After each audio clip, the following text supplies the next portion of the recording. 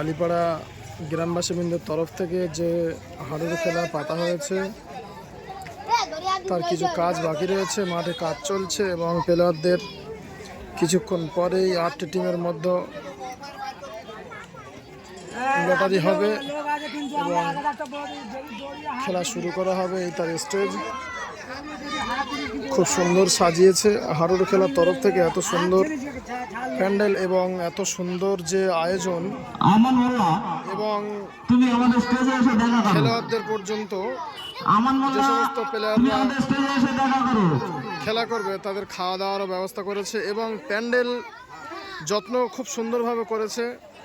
এবং আমরা দেখতাম আগে হাডুডু খেলার এত যত্ন হতো না, এখন তো